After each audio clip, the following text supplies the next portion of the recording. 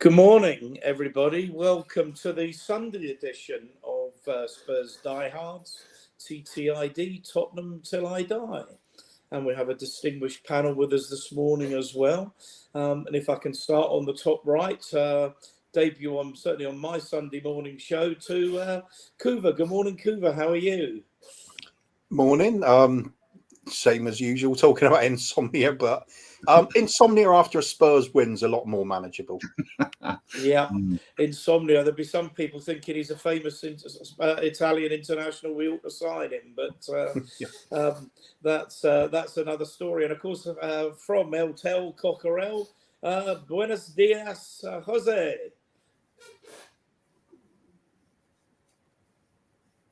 I think you're muted, Jose. No, I prefer him this way. Yeah. So I did say buenos dias, Ian, and buenos dias a todos, and buenos dias to everyone in the chat. Sí, todo bien. Todo bien. Y hablando de ayer, todo fantástico. We have 12 watching at the moment, which is not a bad start. It's early. All's good, and I'll stick with English for our founder and chief cook and bottle washer, Adrian. Good morning, Adrian. Good morning, Ian. It's a wonderful Sunday morning, isn't it? After a Spurs win, and there's two on the bounce, isn't it? It's amazing the feeling around everybody when you win a game, as opposed to not a North London defeat. 5 days is a long time in football, Kuva. It is. It definitely is. They've always said, though, in football, if you do lose a game, the one thing you want to do is play another game immediately and get it out of your system. So a lot of waiting around if you're a player after coming off a bad result or bad performance. But for fans, it can seem like quite a long time. Yeah, absolutely. Absolutely right. When Jose, it was really, really good to get back on the field and back to winning ways quickly after last Sunday's defeat. Yeah, I mean, it's going to be interesting because obviously we're all going to talk. I think the three of us. I think, Ian, I'm right in saying you wasn't at the game yesterday, was you? It wasn't. Sorry. You weren't at the game yesterday. No, I wasn't. No. Okay, so three of us would have watched it on the screen. Yeah. And obviously Adrian was at the game. Obviously, apart from what I saw on screen, I can comment on that. But a lot of people that I've spoken to that were at the game yesterday, because obviously we watch what we can see on the television, but at the ground you can see the whole game, and it'd be interesting to see some of the thoughts that Adrian's got as well as what we're going to say, because I've got a lot of feedback from people that were at the stadium yesterday, and it's well, apart from what I saw with my own eyes, I think there's some encouraging thoughts coming out from yesterday. Yeah, I'm gonna get to that. Just for anybody watching, I've lost my edit button, so I'm gonna rely on Adrian to give me what I need up top. But can we put the banner with the team on first, Adrian? Can I do that? Can we start with that? There isn't. Oh, right. Okay. Yes. Yeah, yes. Brilliant. There we go. Same team has started the North London derby. Kuva, were you surprised at that, or was that pretty well what you expected? I think that's what I was expecting, to be honest. People talk about trying to drop Maddison and players like that, or even Sonny, because he's not been on the greatest form this season. But for me, they are the two players most likely to unlock other teams. I think Maddison's a fantastic player. I'll build a team around him, not drop him. So, I think it's players that Big Ange obviously feels pretty safe with, pretty confident in. Kulusevski always keeps his place because he works so damn hard. That really does work well with managers. They rubs them the right way. Johnson, although I obviously don't rate him, I'm a critic of his, but same as managers. Managers have to win games to convince me. Players have to, a forward has to score goals and do something. So if he keeps scoring and doing things, he'll certainly win me over eventually. But I'm still not convinced with him. Perhaps we're talking about that a bit later. I don't know. Yeah, I'm going to come on to he doesn't quite look that kind of confident winger you see in other teams. Jose, that would appear to be Ange's team of choice. that would be his first. Seems to be his first team if everybody's fit. No, I'm not sure. I'm not sure whether if Bissouma's fit, Bissouma might have started before Bentancur if he was fully fit. I think that with the injuries or with the players that we had available yesterday, this was his preferred 11 to start the game because it's the team that started. But if they're fit, I think that if he was fit yesterday, I think Bissouma may have started before Bentancur. Other than that, then yeah, we are where we are with the injuries that we've got. The one thing I'm going to say, no, I won't, because we're not talking about substitutions yet. So yeah, No, we'll talk about subs. Yeah, I think this is the team. This team picked itself yesterday because Bissouma obviously wasn't 100. He'd only trained 1 day prior to the game, had one training session, fit enough to be on the bench, but not fit enough to start the game. Other than that, yeah, where we are with circumstance and at the moment, this was the team that I predicted to start. Yeah, That's an interesting one, Jose. I was thinking about this a while ago. I'm sure lots of people have been doing the same. Remember when Bentancur, before his major injury, what he was playing like then? He was sensational. I thought. Yes. I don't think that Bissouma's ever hit those kind of figures or hit that kind of form. I just wonder what you make of the two of them when they're at the top of their abilities. For me, Bentancur is the best midfielder we got at the club. If we're talking about at the top of their abilities, Bentancur for me at top of their abilities is the best midfielder we got at the club, bar none. I agree. That's why I think he's playing him. Yeah, bar none. But I think that if you look at the start of this season, the first 4 games, barring injuries, he's preferred Bissouma starting to Bentancur. But therefore, and I actually thought Bentancur played well yesterday. I mean, you were at the game, Adrian, but I thought Bentancur done well. I thought Bentancur mopped up everything. Yeah. He was winning challenges and releasing the ball straight away. He wasn't progressively carrying the ball all the time. He was like bang, get the ball, bop, bop, bop, popping it off to people. And when we all like him, it's usually when he's in the driving forward role that he's playing. But yesterday he was playing different tactically, and just definitely changed things for. Just looking at the games to what other people say, I would like to talk about the atmosphere. Just going to the game, meeting up with Charlie Biker and Brad Matthews, and that is always a good anyway. It's good, nice to meet fellow Spurs fans, always is. But the atmosphere from when you walk to games and you're in games and you just feel like positive around you, like we've got this. It was like that, and the crowd were up for it. It was funny because normally, no disrespect to Brentford, but normally when you're at a game, and if it's what you can call a lesser team without being disrespectful, the crowd are sort of a bit more sit back, come on, entertain us sort of thing. But they were, I think the referee helped because when the referee makes a few bad decisions, that can be a positive because it G's the crowd up, Yeah. And yesterday I thought he was crap, you know what I mean? But at least we got away with a Vicario handball. Yeah, I'll come on to that. Back to you, that later. But I mean, I think that what you're saying is right. Did you feel that people are aware of some of the things that have gone on social media? And we've been talking about that on our WhatsApp groups and what have you.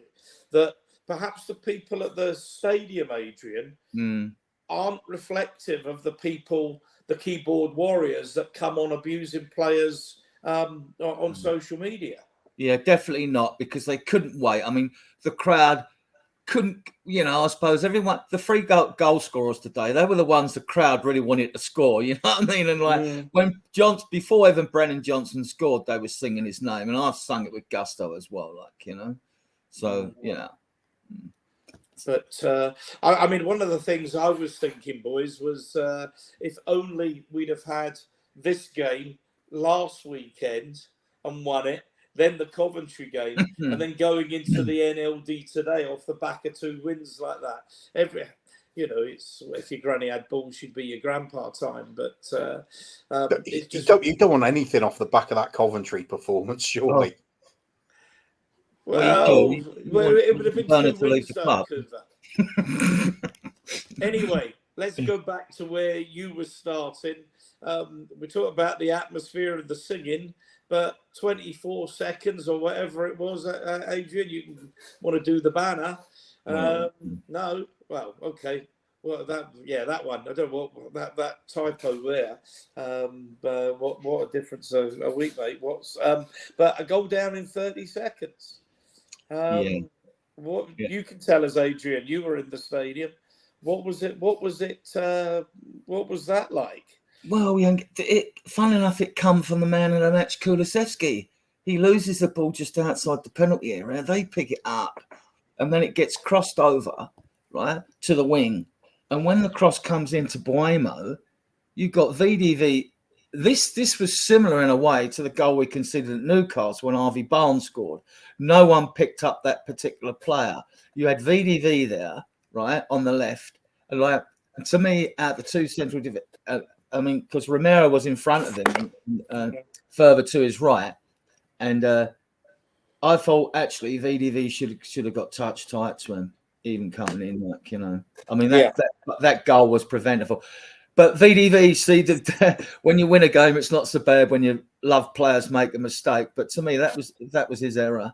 To me, that he should have picked it up. But he's young, he's experienced. But apart from that, he had a very good game. He made some timely interceptions and he was chasing down runs and things like that. He didn't have to do it full pelt, but I mean, like, because he doesn't have to, you know what I mean? But yeah, so if if the game had gone wonky, I mean, people would have probably been trying to blame Romero because he seems to be everyone's favourite scapegoat at the moment. But I mean, no, it wasn't. He was further to the right, looking to help Porro out, who was good as well. He was good as well. I mean, so that's the way I saw the goal. I don't know how you other guys saw it. Well, I was going to ask Jose.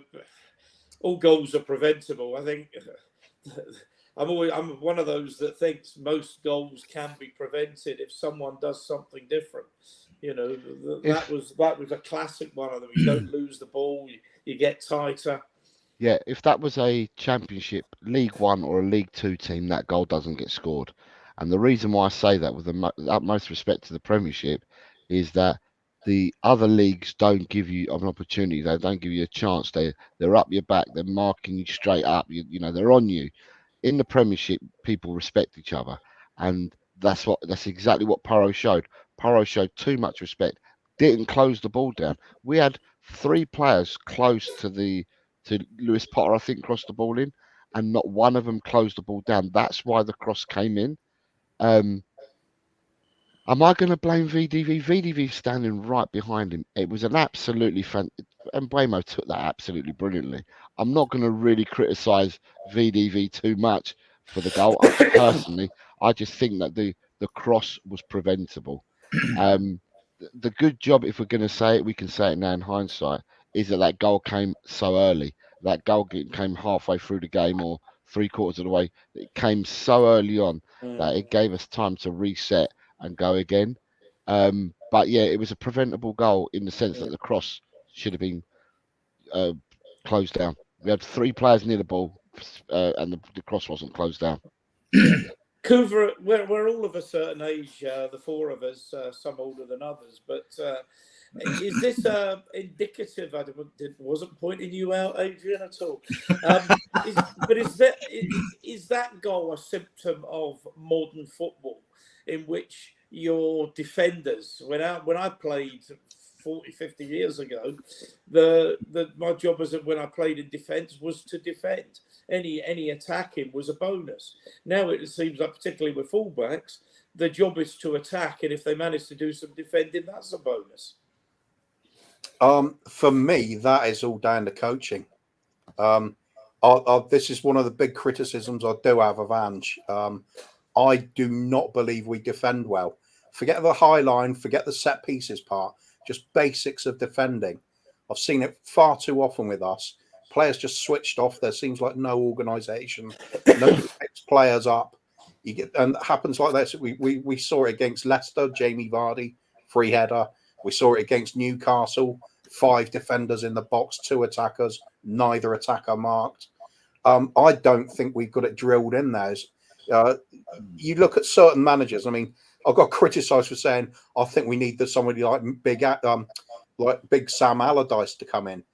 The reason I say that is because he's got a track record of taking over a team.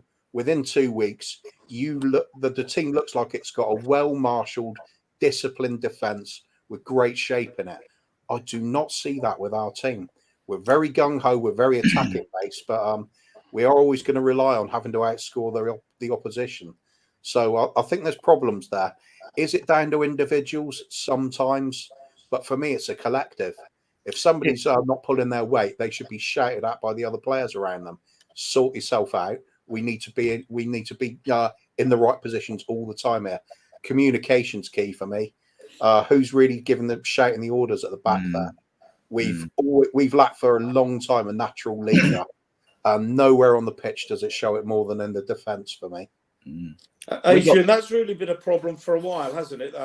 We looked zonal for that first goal, didn't we? Again, we looked back to the bad old zonal.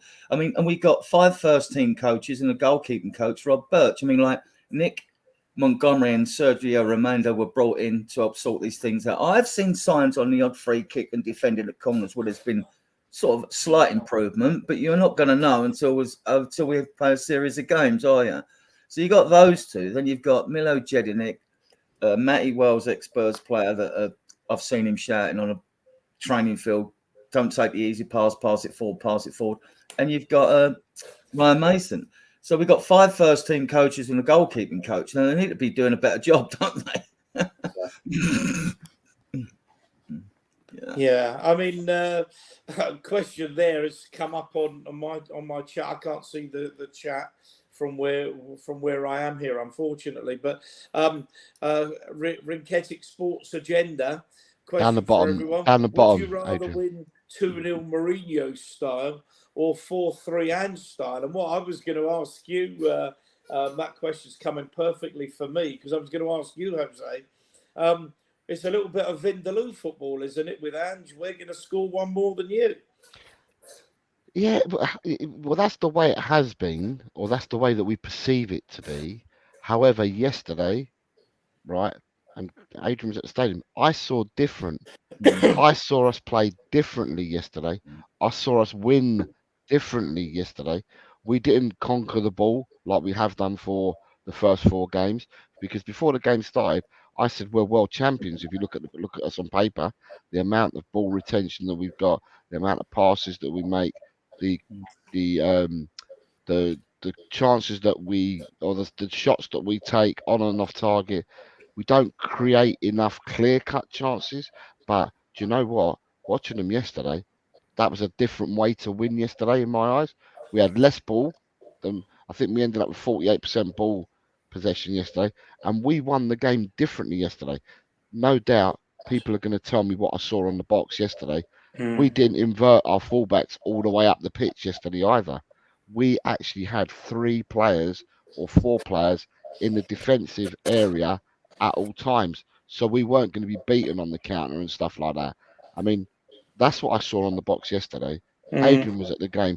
We won differently yesterday. And it needs to be said, we did win differently. We won differently yesterday. We didn't go out there and win and have 70% of the possession. We actually played differently and won differently. Our goals that we scored were different goals. They weren't the stereotypical goals that we see in training, where you get down the ball and you don't look, you just put the ball in the box without looking. We didn't score them goals yesterday. We scored different ways yesterday. And it was noticeable, the changes.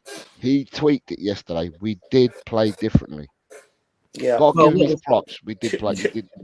Question there, point there from Gamecock come up in the chat. Yesterday we had our Tottenham back. Is that an exaggeration, Adrian? I mean, I was watching on the television as well. It's like, look, see, I get a chance to look at it overview because you're actually at the stadium. You get to see the shape when we're not, when you're not magnetically attracted to the ball and it's been moving quickly, which we did a lot better yesterday. But it was also normally in engine systems, you've got 2 wingers that hug the touchline and push further up the field, but they weren't. Sonny was more. I mean, Solanke was the focal point, and Sonny was a little bit deeper, as was Johnson. They didn't like stay up there and just like stand around like zombies. You know what I mean? Sonny actually got. I mean, he got 2 assists, but actually a short game yesterday wasn't on point in my opinion. But I mean, it was different, and seeing like 3 at the back or 4 at the back for most of the game, so it has been tweaked. But I've seen this in other games. I've seen it in other games as well. I mean, like even when we start the season, I think people have seen. I haven't seen two defenders parked on the halfway line since the season began. To be honest, I mean, and it's not only has Ange changed things here, he's changed things each game. I mean, if you look at the first game away to Leicester, Solanke played because he was fit. Son was on the left, Johnson on the right.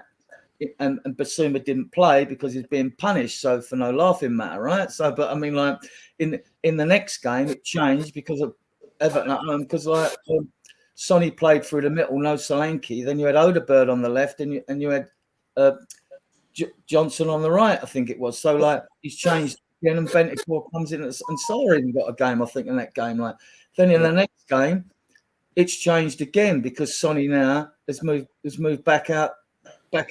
You know, like the front three changed again. Change things in each game. Whether people want to say that's adapting, but then people will come back probably and say, "Oh, it's the system." But I don't see that suicide system this year, this season. I don't see it. I haven't seen it. If you're talking, and to me, Porro does invert and cuts in. Udogie, to me, in games I've seen, even last season, I wouldn't class him as an inverted fullback.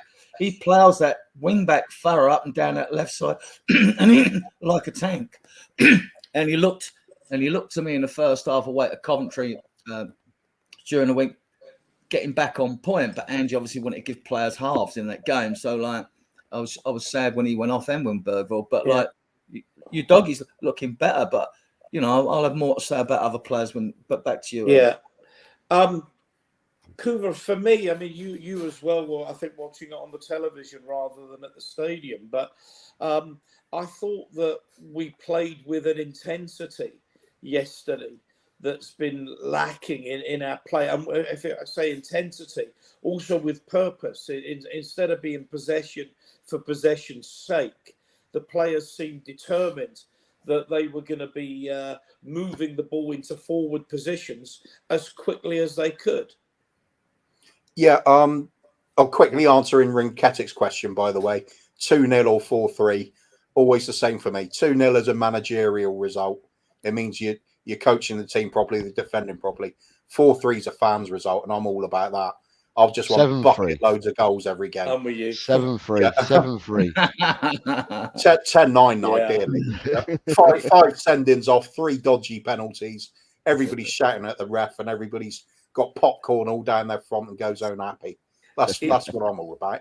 Anyway, I just want to promote the channel for a second. We've got 40 of you watching in chat, which is fantastic for a first show on a Monday, and good preps to Ian because he's an excellent host, right?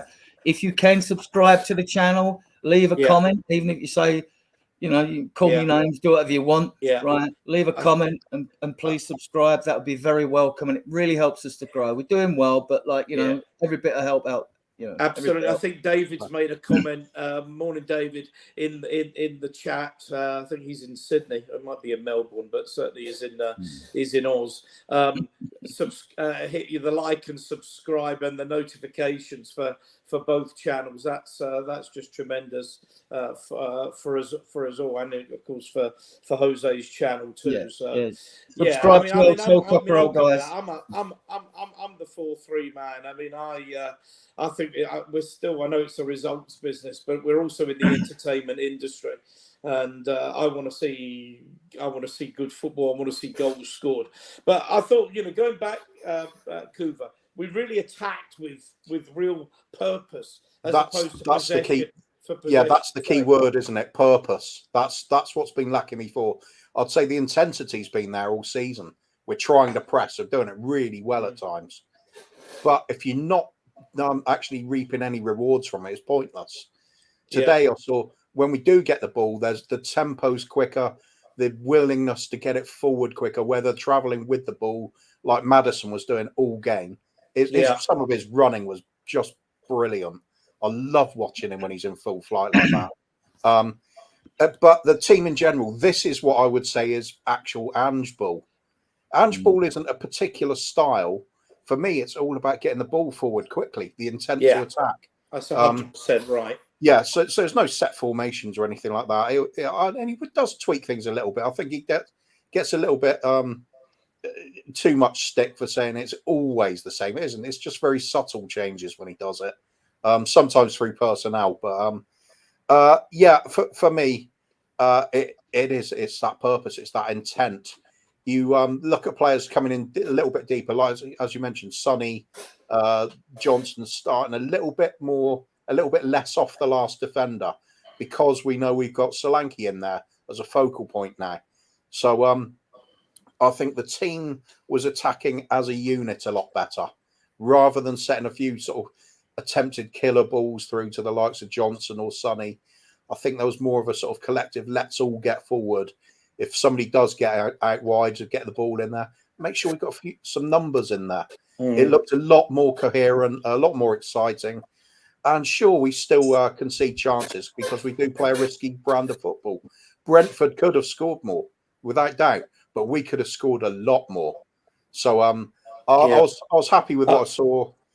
Johnson, Solanke, and Maddison. If I was going to pick 3 players to score that really needed a goal, it would have been those 3. Couldn't agree, Mark, more. Yeah. Well, I was going to come on to that, Coover.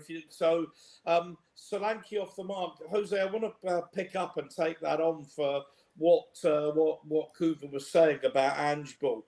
One of the things, I'll put this because I want maybe get all of your opinions on.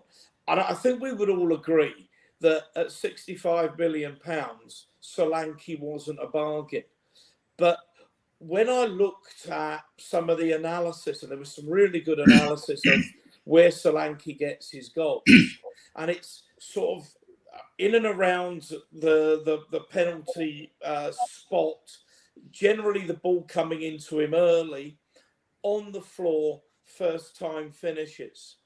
And that was the chances, that was the type of chance we were creating regularly last season from the wide positions and not converting. And Ange always said, that's the player I want because he fits the profile. So at 65 million, he was certainly not cheap. But if that's the player that fits the profile best of all, then it's money well spent, Jose. Yeah, I mean, if you go by, we're never going to know what's happened behind closed doors, and we're never going to know who we were in for and who we weren't. But all the noise coming out is that Solanke was the number 1 target they wanted as a forward. He did say I think he said in the presser the other day that they did look at Ivan Toney. He was one of the players that did look at, but but the profile, that the person that they wanted and that fitted the profile best for what they're trying to do is Solanke. Now, at the end of the day, I'm not here to educate people and tell people what's right and what's wrong, but we all know that you pay a heavy price now. So you have to pay a heavy price on signing players. Now, 65 million would have probably got you a different type of forward many years ago. But 65 million is the going rate here. It would pay the English tax as well. It's the going rate here for a striker. Now, yeah, I also think that Solanke has the game to mix up as well. So not just the style that we play and the football we play, but if we were to change because we needed to change in game and we needed to go long or we needed to go and cross the ball and that, the guy's a demon in the air as well. He's absolutely superb in the air, Solanke. And watching him last week, against Saliba, he bullied Saliba all day long. And then watching him yesterday against Ethan Pinnock as well, he bullied Ethan Pinnock as well. So, at the end of the day, because the thing is, looking at Solanke, to me, he doesn't look like one of these big, gigantic forwards. Yeah, he's probably 6'2", but he doesn't look like he's built like a shit brick house. But he's got some unbelievable strength, And to me, I think that he needs a bit more credit than what people are giving for. His first touch is really good as well. He seems to. You give him the ball in awkward situations where he's got a player right on his back, and he takes it down on his chest, on his knee. He takes it down on his foot. He takes the ball down really well. I think he's a good player. Forget about price tag. At the end of the day, you're still the same individual. Whether someone's paid 65 million for you, 100 or 20 million, you're still Dominic Solanke. You're still the same player. Forget about the price tag. But as a player, I like what I see with him, and I'm hoping that he will go on and flourish in a Tottenham shirt. Coover, I mean, there's Mick Vickers in the chat. Spot on Eltel, Solanke over Tony every day for me. I have to tell you, I was really surprised and really impressed at just how good he is at his hold-up play. And I'll go, because people say, oh, God, you get rid of Harry Kane and you get Solanke. Well, you know, Harry Kane is Harry Kane. He's a one-off. But I'll say to you this, that Solanke's hold-up play is way better than Harry Kane's. Than Ivan Toney's, not Harry Kane's, surely. No, I'm talking about Harry Kane. I think Solanke held the ball up better than any centre forward I've seen at Tottenham for a long time. I'm trying to think the better. I mean, I thought he was Chivers like. That's, I know there'll be people in the chat know who the hell. Hi Nita, I met an soccer. They fly over for the US, got the game. Had brilliant, absolutely brilliant. Yeah, no, I'm comparing him. I mean, I think I'm not going to tell you that Solanke's a better player than Kane. That would be idiotic. You'd have me, locked up for that. But I thought his hold-up play was the best. Maybe the best I've seen at Tottenham since Martin Chivers. That's what he reminded me of, if you're old enough to remember Chivers. I get what you're saying now. Yeah, in terms of strength and ability to hold off the defenders, yeah, he's a proper target man. You can play it into him. You can play it in the air. You can play it along the floor. He's going to make it stick. You could say Kane isn't as good at that part of the game, but obviously Solanke doesn't have Kane's world-class, sort of flip over the top for Sonny, that kind of move.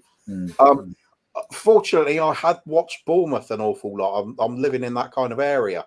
It's only a sort of 40 minutes away from me to go and watch them. So I'm aware of what Solanke can bring to the teams. Even when he was at Liverpool, you could see that he's a good player. He just wasn't scoring goals. Now he does look like a more complete player. The trouble is nowadays, as you said, you're paying a premium for strikers, and they seem to be a dying art form as well. Nowadays, the modern forward has got to do a bit of everything. You can't be just a great striker. So here's what we needed: somebody that can join in with a build-up play. The one that my classic for me, Solanke, would be dropping deep. It played into his feet, and he would just get it out to one of the wide players, spin spin and go down the other wing. And then coming from the other side. So he is setting the attacks up, and you do that well and you do it swiftly. He can shift a bit to Solanke, surprisingly quick for a bloke that size. And I think he's got the ability to offer more to this team than the likes of Richarlison or you have to, and Ivan Toney. Ivan Toney, I think, is a better finisher, better in the air. But he's not that mobile. He does not link up well. Well, he kind of does. He is the target man type, but I don't think he's got that all-rounded game Solanke has. And I thought he was a good signing at the time, but he's just not a stellar signing, is he? He's not a Klinsmann or that kind of jaw-dropping signing that fans are so desperate for. But, I mean, if I'm going to be crude, he's not a cream your pants signing. But that, at the end of the day, isn't what you're looking for. You're looking for a player that can positively affect the team. Adrian, I'll bring you in here as an all-round attacking force. The way he brings holds the ball up when we're under pressure, which is going to bring me on to another point. But bringing other players into the game, which I don't think we really had, certainly last season. Yeah, you can't really compare Kane with Solanke because they different craft and like different craft levels. I mean, like you can use Solanke as a battering ram, and he's good at that, right? And he's not frightened of going where it hurts. Kane was more of a sort of like more of an approach player than a direct player. He would get in the box, but he doesn't have Solanke's physicality. He gets really stuck in, So we lost him, but never mind. We'll carry on until he comes back. Yeah. So yeah, with me, I just think he suits I haven't seen a lot of this player. I've got to be honest. I watched the videos when we were coming up to sign him. We got him in a bit late. We know Ange wanted him. We can sort of see why now because he really suits the system. But I think he's going to get goals. We know that now. Now he's off the mark. That all-important first goal. He's got off the mark now. And I think he's going to do so well for us. I think under this system, we will start scoring lots of goals, and some teams are going to get an absolute spanking. So I don't know what you guys. I mean, we've eulogised about him so much. I've got to be honest. I've seen more of Gray and Bergvall than I've seen of Solanke, because I've watched Gray prior to this season when everyone was raving about and watched clips and sorry about that. And I've watched Bergvall, but to be honest, I haven't watched too much of Solanke, but I am definitely liking what I'm seeing, and especially in the last 2 games. I mean, he's a battering ram, like, you know. Defenders are going to think, shit, I've got to defend against him, like, you know. So back to up that Bournemouth. Like I said, he was really clever with what he was doing. He was dropping so deep that the defender had to make a choice: go with him and vacate the space, or just hold back and just let him have a free and go on the ball. But what he would do is often have the ball played into his feet, play it back to the same player, and then spin round to go down the wing. That left the defender the choice of, do I go and close the ball down? Do I go with my man? If I go with the man, then he's left a huge space for the player that's just had the ball back to drive into. Meanwhile, Bournemouth have sprinting wingers down both flanks. It's a real problem he causes for defenders that way. Kane would do the same positionally, but I think Solanke's actually really underrated for this part of his game. He does make teams open up because you have to make those critical choices. He's either going to get the ball easily for a team playing the low block. Of course, low block is going to stay where they are, aren't they? But for any other team looking to progress, he's a problem. He really is. And I agree. The fact he's got a battering ram kind of build and physique and just menace in the box, it adds a lot of positives to our team we didn't have last season. Yeah. Sorry about that. I was going through one of the chats that I wanted to highlight, and I hit the leave button instead of the chat button. But morning Ben, morning bro. There's quite a few of you in the chat actually. Let me do that. That I haven't spoken to. Where are we? Yeah, David. I think Tottenham on tour. That will be Brian, I assume. No, it's not. It's Brian. the road man. Oh, which one's the road man? I lose track. Dave. It's Dave. David. So He's with Tottenham tour. David, Ben, and Brian are all here. Yeah, and there's Ben Ian's appearance made to run out. That's usually a joke. That's usually a joke with Coover. Coover has actually played me quite well to be on the show this morning. So it will be a nice takeaway from the Indian tonight. But there was a comment about just someone saying about the positivity on the show, and I think I think this is a show we do at least try and be positive and look at the positives. There'll be negatives, there'll be bad days. We'd have got beat yesterday 4-0. I'd have been having a rant, because I do have a rant when we're bad. But if we're good, for heaven's sake, let's show the positives. There are plenty of negative shows out. Well, yeah, there were. I mean, just to pick on one. I mean, Vicario needs to get his act together a bit better, doesn't he? I mean, teams are pressing him now because they think he's got a mistake in his distribution. I think that's just my theory on it. And see, there was some shaky moments. Don't get me wrong, he made a couple of blinding saves as well. The header, he's pushed wide, didn't he? And there was the other. I can't remember everything in the game, but I mean, like, I did a write up on it. But I mean, like, I mean, like, he seemed, I don't know if it's a confidence thing with him or what, but one thing, even though he was a bit shaky at times, he was actually looking to distribute the ball a bit quicker for a change. Yeah. But like, and that helped with the pace of our game as well. Yeah. So we know he's a good goalkeeper.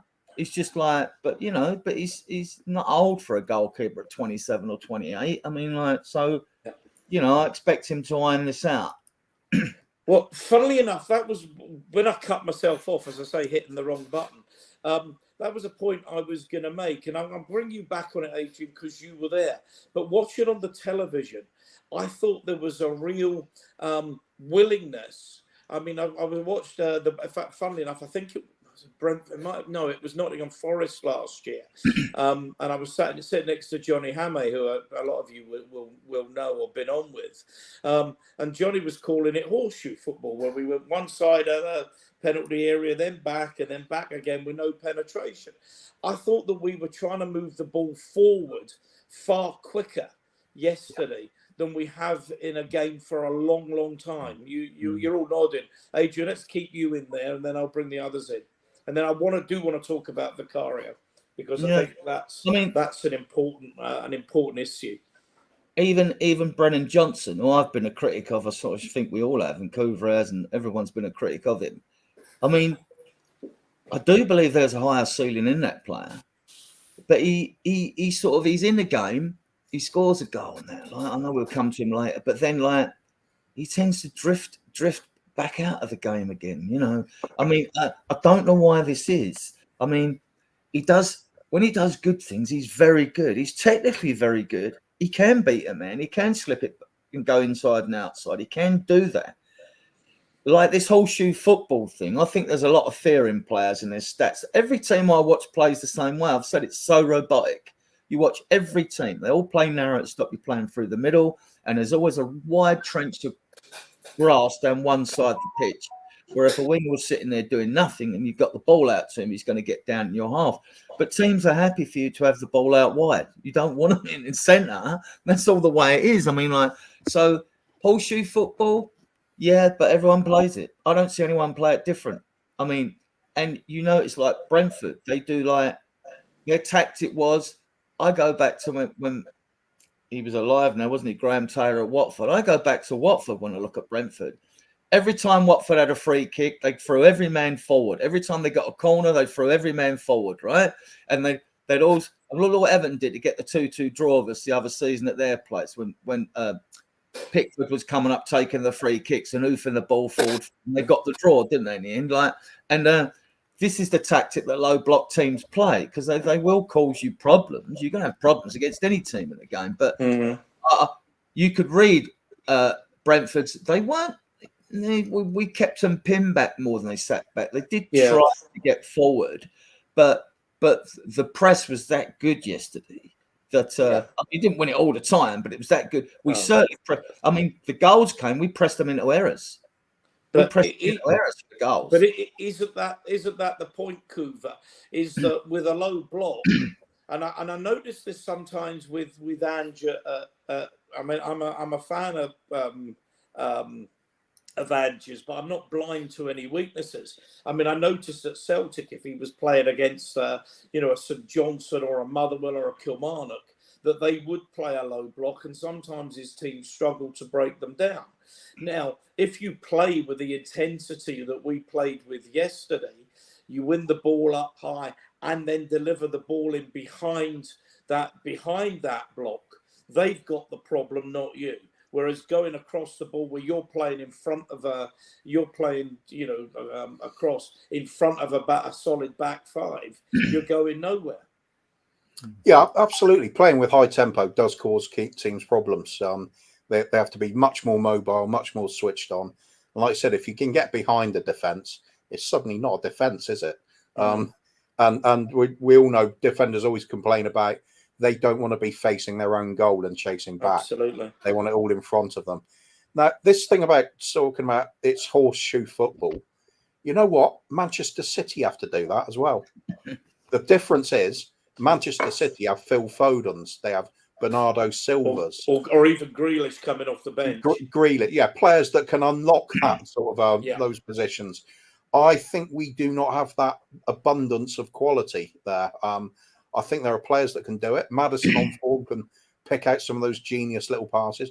We used to do it when it was like Kane and Dele Alli and Ericsson and those beautiful little 3-yard balls that would completely destroy a defence. It looked effortless, or a little scoop over the top. We were playing horseshoe football then, but we had the players to unlock the defence. So we do struggle with it at times. Have we got the personnel to constantly do it? I don't. I'm still doubtful, but we do have some that can do it. And playing at the higher tempo, playing with a lot more purpose, getting forward as a unit, and players like the Solanke are making it easier. It's not far from perfect. We're still going to struggle against a really well drilled defence like we saw against Arsenal, unfortunately. Sorry, I've just got to spit a minute.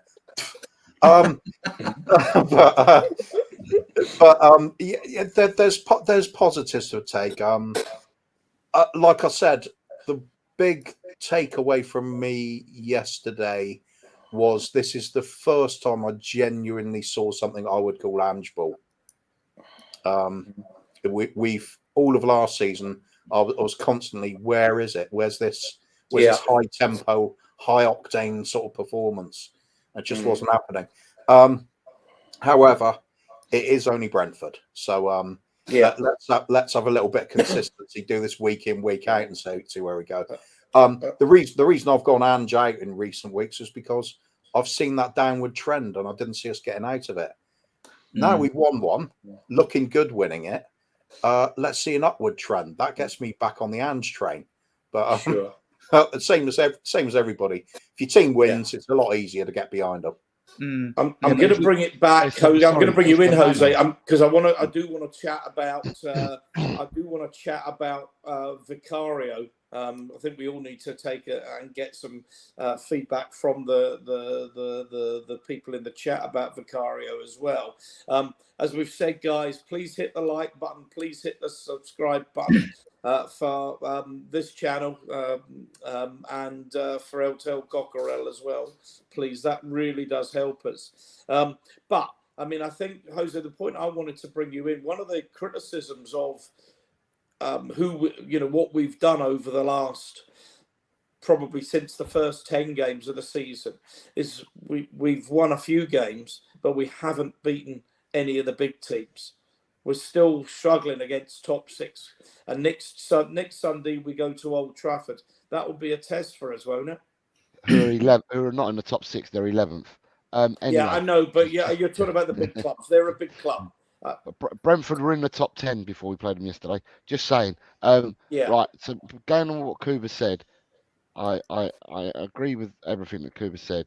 But yesterday, I'll also add, yesterday we won differently. We didn't win. I keep repeating this. We didn't win having possession and playing the same kind of football. Yesterday we create space. We moved around a lot more. We made openings for ourselves. Yesterday we won differently, and it shows, hopefully, that the manager can adapt because the players didn't invert all the way up. Players did hold back. Adrian used it the game anyway, but you know this anyway. But we won and we played differently. Long may it continue. Going to Vicario. Vicario yesterday, a mixed bag, right? So you're damned if you do, you're damned if you don't. Yeah, he looks jittery still, but yesterday I saw him come out and catch a ball. Not the one that people are going to talk about, the controversy, but I saw him catch a ball.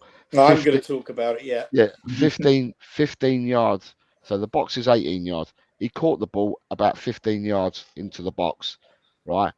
We're complaining about him defending his 6-yard box. I've seen him come out now recently to grab balls.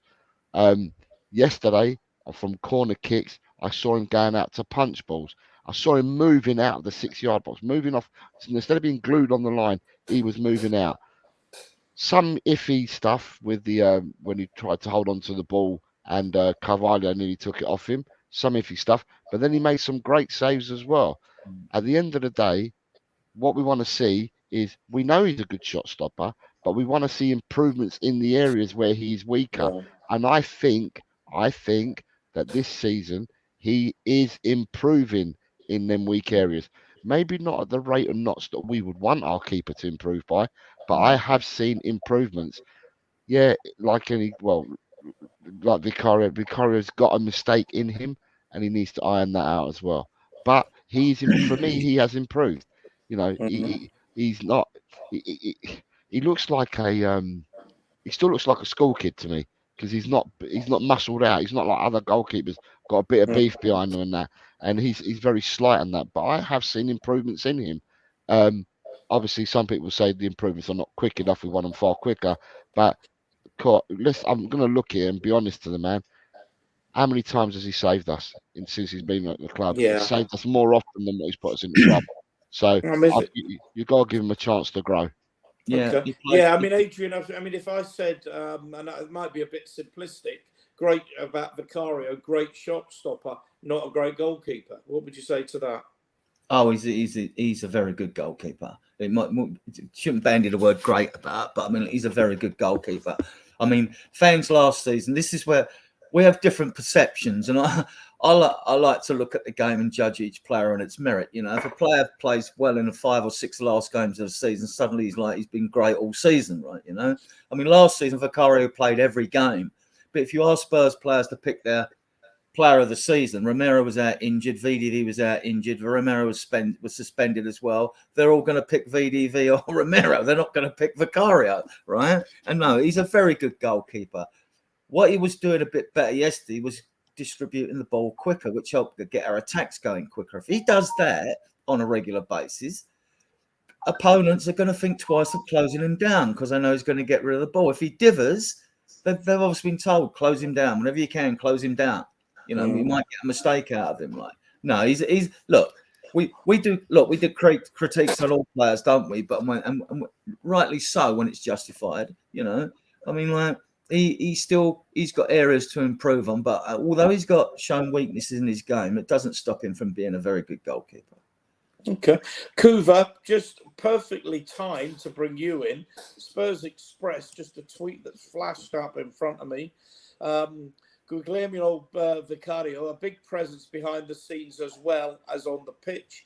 The 27-year-old Italian was added to the team's leadership group this summer to become its 4th member with Son, Maddison and Romero, with the players looking to Vicario as one of the key voices among them. It means Postecoglou has an established leader in every line of his team. Sorry, what's the question? Well, no, just it's not a question. I'm feeding you to talk. You're right. Well, okay. Let's go for Vicario. Yeah, I'm going to talk about. There's things I like about him. Comment from David as well. There are things I do like about him. He's got those cat-like reflexes, makes some absolutely blinding saves that are, show-stopping sort of moments. But he's also got a lot of traits and habits that I don't like seeing in a goalkeeper. Same as I feel about Jordan Pickford. Jordan Pickford can be amazing on his day. He can also be wildly erratic and cost you goals. And I see the same with Vicario. For me, I've got a very high level when talking about what I expect from a goalkeeper. The best 3 I've ever seen in my lifetime, Pat Jennings, David Seaman, and Neville Southall.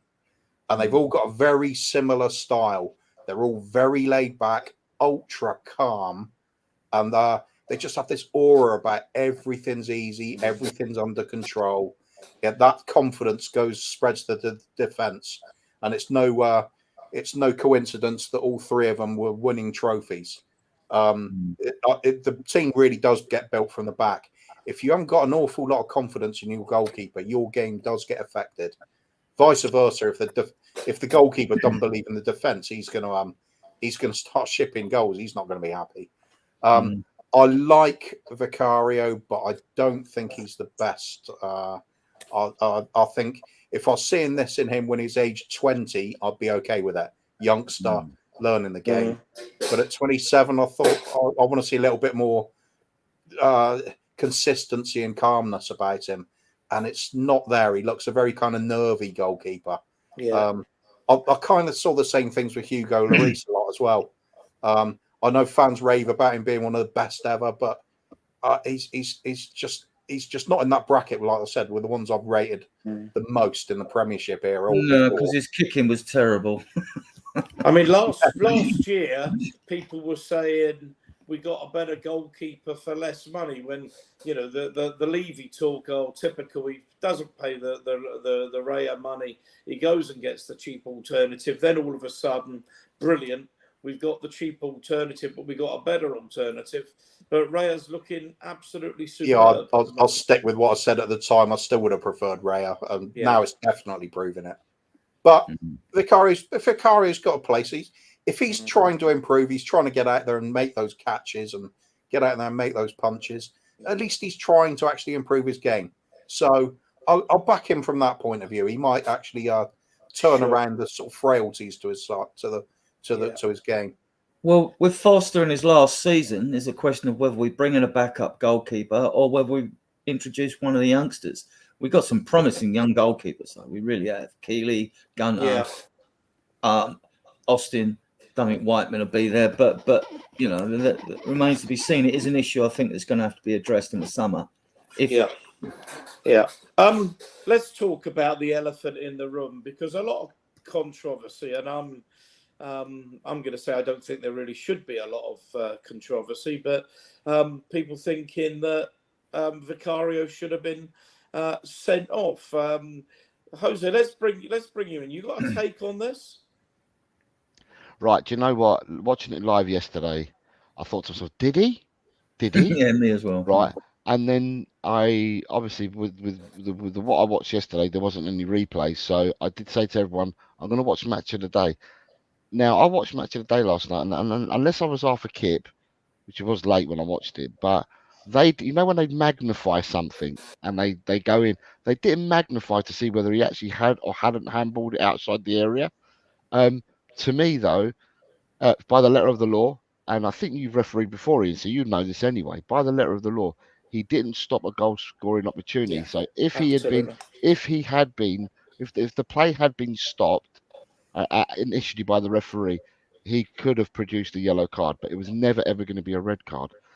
The fact that he never blew his whistle and he let the play continued, and then he stopped the game, VAR could then not get involved because it wasn't a red card offence. So that's why VAR didn't get involved either. So to me, it's a null and void. It was never a red card. At best, it would have been a yellow had it been stopped at the time. And that's my opinion on it. It was never a red card. Kuva, Jose is just 1,000,000% right about the laws of the game. Yeah, absolutely. For me also, when the ball is in the air and you're making a decision about is it over a line, it's a hell of a lot more difficult in real time. And I believe that officials are only supposed to make decisions when they're sure about them, aren't they? Yep. So for me, the referee must have questioned whether it was actually outside or not.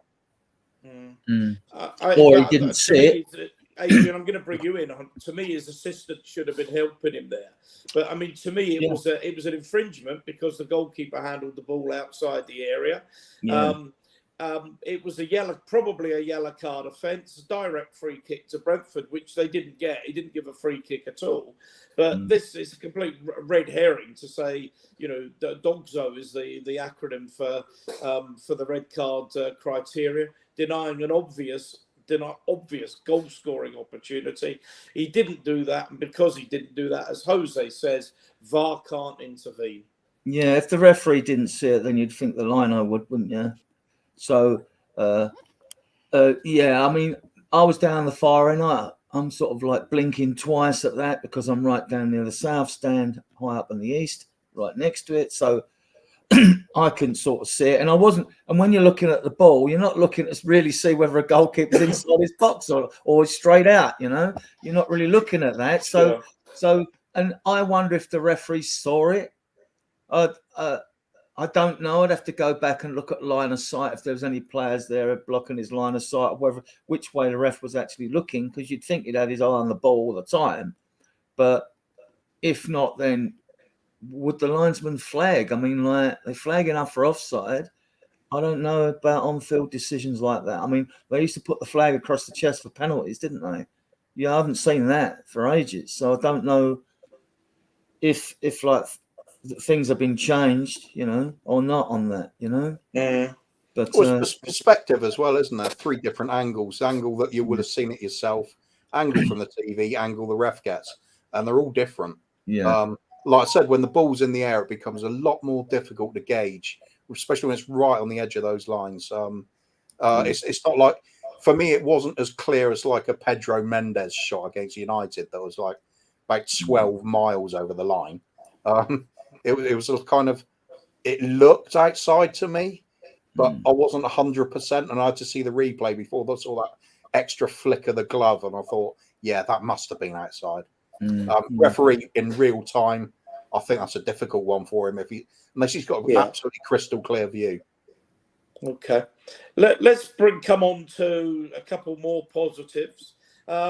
Adrian, that's probably Maddison's best performance in a Spurs shirt. Certainly his best performance for a year. What was particularly good, it was that him and Decky seemed to have some understanding on the pitch as well. I mean, and that's what made it. I mean, he knows when to drop a bit deep when Decky's going forward and all that. And obviously, anyone want to mark him? He was hard to mark yesterday. He was very hard to mark because I found that.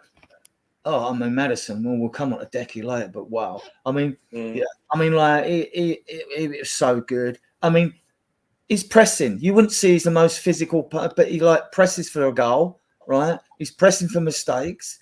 He's getting in there, and it's not what I normally associate with Maddison, that sort of physical presence against others. But he's sticking his foot in, and I'm thinking, yeah, let's see some more of this. I mean, we were aggressive for a change. I've always said we've been a very passive team, right? Last season at times, very passive when we got overrun in midfield and all that, and letting teams bully us. But we were aggressive, and Brentford are physical. They are a physical team. It's part of their game. I mean, like, and we were getting stuck in. I mean, some of them last-ditch tackles and tackles to win the ball back. I thought, come on, let's see. We should be seeing this. No, I mean, like, it's positives. I mean, there were, I mean, a couple of negatives. Basically, I thought, well, though Sonny had 2 assists, I thought his short game around the edge of the penalty area was a bit, meh. You know what I mean? But like, he did set up quite a few things outside.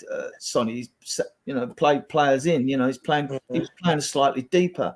But like Maddison, though, it was like, no, he sort of virtually he sort of controlled the game. I mean, like, and with the help of, and then it was tactical. It was a change because like it helped that Bentancur was deep as well. That took a lot of the risk out of it. I mean, I prefer, I mean, like, Maddison. No, his all-round game. He was a good 8-10 yesterday. I mean, I was watching. I know he doesn't have the different players, range, and certainly not the range of passing. But I thought the way that Maddison was on the ball and was controlling the game, it was Hoddle-like. Yeah, I mean, I was going to bring Coover in there, Adrian. Is that all right? Bring him in. Go on, Cove. Come in, go on. Yeah. Yeah, I've always been an advocate for you get your most talented players on the ball as often as possible. Maddison is one of those players. When discussions came up about dropping Maddison for Bergvall, my answer was always, I'd play them both. I think you get the talent in there.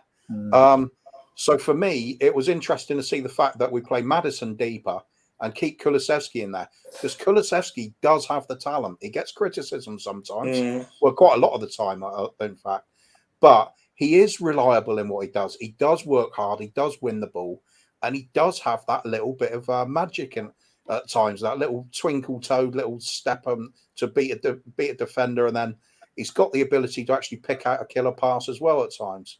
Don't always see it, but it's there. So I like that little decision. Just put the quality in both ends of the field. With Bentancur backing it up, this is another one. I had the Bissouma argument a little while ago. For me, I would persist with Bentancur because I think he is a better player. I would prefer to play him into form than just pick the player that, based on their fitness levels, or perhaps they don't reach that kind of peak. For me, quality is everything in football for me. I think what Ange's got to do, I mean, because last season our midfield and front three were pants. Our front three still hasn't. We need to see it gel more and fire more. But he's got to find different blends of a midfield three because we're playing lots of games this season. He's got to find different blends of the front three because Odeberg wasn't brought in just to sit on the bench either. So he's got to find that. So yesterday's team line worked. I'm pretty sure Bissouma could come in for Bentancur if needed. And I'm absolutely certain that Bergvall could come in and replace Decky or Maddison if needed as well. So options there. Is this like, if we're going to have a concern and we're worried about defensively, it is like the Bentancur. I think he's better going forward, but a better player in that role, driving us forward up the pitch, carrying us forward. We haven't really got a proper ball carrying number 8. Although I'm beginning to see signs of that in Decky, but I mean,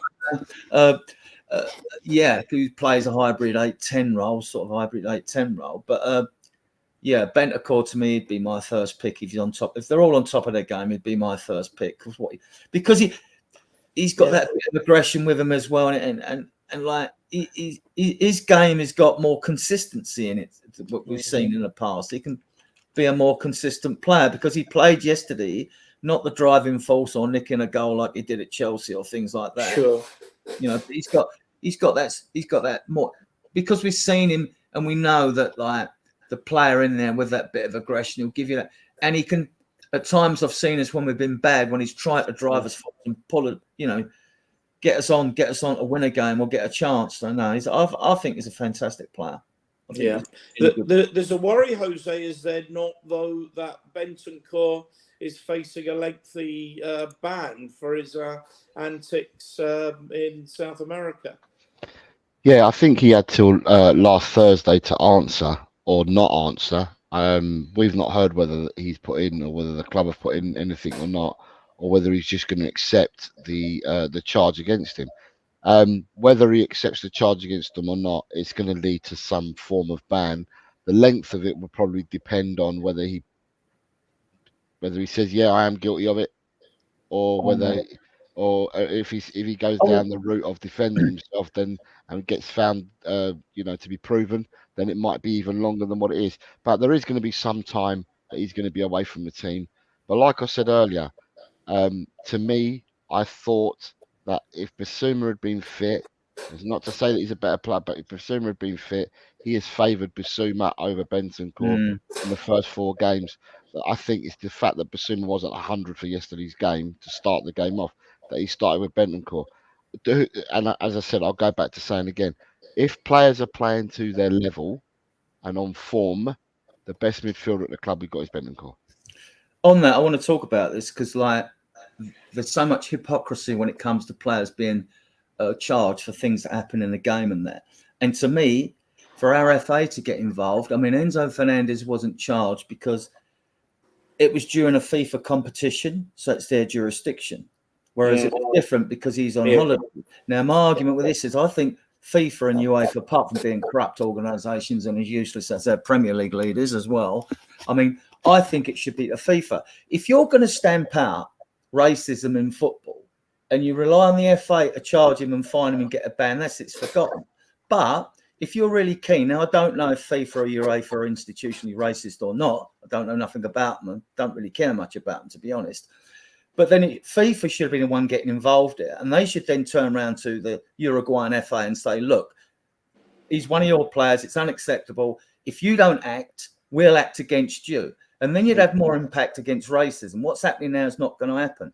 Another thing with our FA and all that, who remembers Mark Bosnich at the Paxton Road and giving a Nazi salute when Alan Sugar was in charge? What happened? This is so, I mean, like, he's our player. I want to defend him, but what he did was wrong, right? Because he's our player. But we all seem to be on the wrong end of these receiving things when they happen. Others always seem to get away with it. It just seems, I'm a biased fan, though, don't get me wrong. But I mean, like, it's like that Nazi salute, right? It got wide coverage in Australia. Obviously, he's an Australian player. But what happened to him? Apology to Sugar, and that was it. I mean, that was far worse. I mean, now we're going back and but I'm just giving an example of the hypocrisy of this all. But wasn't David Dean part of the FA back then as well? So yes, he's Jewish as well.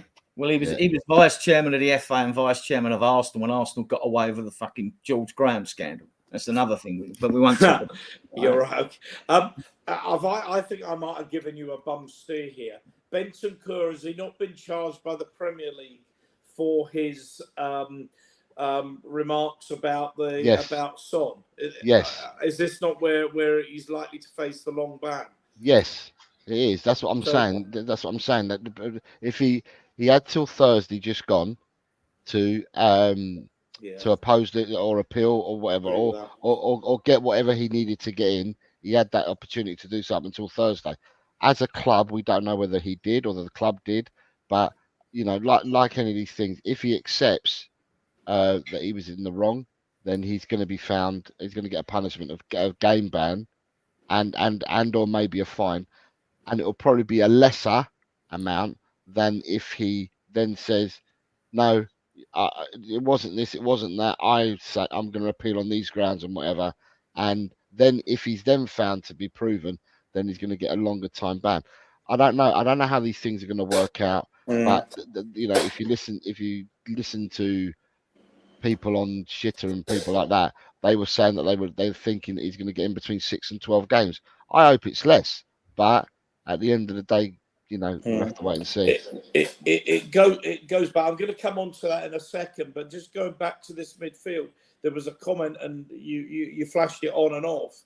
And I said I thought that at the beginning of the show that I thought the team that he played was what he thinks is the best team, and that midfield is Bentancur, Maddison, and Decky. I think he's settled on that being the best. I don't we can argue about whether Biss is better than Bentancur, but Jose, I think a lot of people would take your point that on their best form, Bentancur is better than Bissouma, albeit I think Adrian would probably say, but Bissouma does the carrying job that no one else in the team can do as well. Well, interesting. Can I just make one point here? Because when people say that Ange doesn't adapt, if you noticed them pre-season games when we played, who was his favoured midfield three? It was actually Bissouma, Sarr, and Maddison. And he played them in more one game because I was then espousing about, oh, this looks how we're going to start the season with these three in midfield, Bissouma, Sarr, and Maddison. So I was just wanted to make that point, but, you know. Yeah, as I said, I'm only saying that if by going by the first 4 games, judging by the season so far, he has preferred Bissouma to start. But Bissouma didn't start yesterday. Bentancur did. I thought Bentancur did really well yesterday. And I'll repeat again, I thought Bentancur was the shield. Bentancur made the tackles. Bentancur made the interceptions. And instead of carrying the ball like he normally does, he just passed it off straight away. He just passed it. He released the ball straight away. He released others to then go and do it. And the other thing I was going to say is Kulu played really well again yesterday. Kulu's been the mainstay for the first 5 games in the Premiership, right? But the Maddison's yesterday, the Maddison's game yesterday, the way they both switch and play, Maddison could easily be he was easily the number 8 yesterday. And the Kulu became the 10. So the fact that we've got 2 that can switch, the fact that we've got 2 players that can switch, it bodes well for us. People were very wary of putting Kulu and Maddison in together. He'd done that at the Everton game. That was the first time he'd done it, was at the Everton game. And I remember being at the game, Adrian, you were there as well, and we spoke about it, and we was like, God, he's put Kulu and Madders together. Well, do you know what? Kulu and Madders obviously are top players. They're professionals. And it shows that they can adapt that game to fit in within the system. Whether they look like 2 8s or 2 10s or an 8 and a 10, they're good enough players to suit the system that we're playing. And for me, I would continue with them 2 playing in the midfield. Yeah, no, I agree. I'm going to move it on to Johnson, and welcome to Chang. I'll bring you in as well. Obviously, I'm not going to go over all the stuff that we've gone over before. The one point I want to make is I was gobsmacked, having seen all of the pre-season games, that he didn't start with Decky in the first game, because I thought he was our outstanding player in the pre-season games and doesn't start. But hey, you know, managers make decisions. But Johnson silences critics. Well, as I said, we've had a lot of discussion about this on some of the chat boards that we use. Chang, I'm going to bring you in here, that particularly from a different culture, from Southeast Asia, where I don't think that it would be normal in your culture to give people the kind of abuse that seems to be more normal in the West. Honestly, though, I think this thing now is actually starting to creep into our Asian culture, because whether it's on social media, whether it's in schools, in public forums, or even in public in general, criticizing people, abusing people, flaming people, making unnecessary remarks, trying to get under people's skin, getting on people's nerves. I think this is something that we are seeing now, the ill effects that mass media and social media has on the younger generation in general. Even some of the older people, they are also starting to have this sort of negativity or this sort of negative traits when it comes to abusing people. And I really wish that this is something that we can eradicate, although I think this is just nothing more than pipe dreams, honestly, because as long as there is freedom of speech and people are hiding behind their keyboards or their devices or whatever it is that they use to channel this sort of messages, it will never go away. They tried policing it, or rather they tried restricting it at some point over on Facebook and at one point Twitter and Instagram. But so long as this is not proper policed and people can hide behind fake profiles and firewalls, unfortunately, this is something that we're going to have to deal with. And the only thing that I can see, the only light at the end of the tunnel, is if people lead by example, whether you are an influencer, whether you are a leader, whether you are a content creator. We just have to lead by example, and that actually stems from us ourselves. Whether that criticism or whether that's negativity or whatever, whatever that is not appropriate, put it this way, coming up from from individuals that target certain players. This sort of thing, I feel, if it is, say, someone like an Ndombele, if it's something that, you know what, you've overstepped your boundaries, you are already being very unprofessional in your conduct, and you are pretty much just being, you're just getting under everyone's skin, then yes, you could almost say that it's warranted, although vulgarities, racism, and anything to do with abuse is still frowned upon. You can speak out negatively against them, but not when it crosses certain boundaries like racism and hate speech and all that. Chang, let me bring Coover in on this, because there's Dan's point, and full well we've been discussing this on some of our chat boards. Criticism is fine, comes with the game, deal with it, but the personal abuse is well uncalled for. I think we'd all subscribe to that, wouldn't we? Yeah, absolutely. It's common sense, isn't it? I'd expect anybody in any line of work, if they're not doing their job properly, to be criticised. Why should footballers be any different? I think it's actually more magnified with footballers because they get paid insane wages and live a lifestyle most of us can only dream of. They've got to be accountable for what they're doing. Yeah. So, for me, there's a lot of vulgarities when it comes to talking about football, especially in this country. We use terms we wouldn't use when talking to people generally, but we'll even use terms like so and so is shit. For example, I'll say that about myself if somebody says you're any good at tennis. No, I'm shit. It's not a problem. But you also have to then appreciate there are different cultures in the world. There are different levels of importance attached to certain words. I remember go back several decades. Even in this country, it was a shock if you heard somebody use the word shit on national TV. But if you came from Germany, you could use the word Scheiße all the time, and it's not a problem. So there are differences, and there are different reactions to it. And I think with Bentancur, I think it's a kind of out of context because it wasn't done. He wasn't giving like a Premiership interview, with Sky Sports or anything like that. And I think there's a kind of more relaxed air about the interview he was giving at the time. Personally, I don't think it's a problem because he talked to Sonny and Sonny came out and said openly, he's my friend, he's my teammate, there's not a problem. That should be the end of it for me. Yeah. It's Spurs though. Okay. But if the FA and the Premiership are going to make this stance on stamping out racism and they're clamping down on all of it, then they have to dish out the punishment each time. And they have to make it consistent. I don't think we're seeing the level of consistency at all. I think some cases get highlighted and some are just swept under the carpet. And they never act. They're always reactive, not proactive. These organisations. I still think FIFA should have taken a role here, and UEFA. But even when we've had a lot of racist chants, monkey chants in Eastern European countries, they haven't risen to our social values yet, have they? They're behind.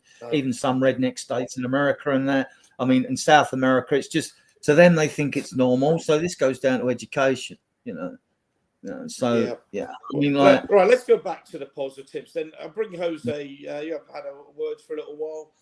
Johnson's performances are more importantly the 2 goals he scored in the week. But really important for him, really important for the team. Yeah, I mean, I said this, I touched upon this earlier. Players can feed and feel the energy in the stadium.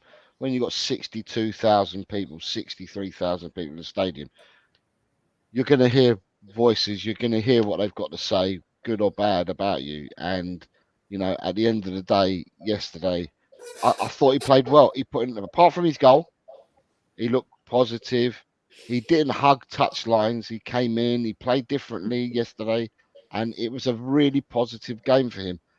As I said, there was people at the ground yesterday, Adrian and others that I've spoken to, that have told me that there was 110% support behind Brennan yesterday, and that they were singing his name even before he scored the goal. They were singing out for him and that, doing what the supporters do, supporting the team, supporting the players, supporting the lads out there.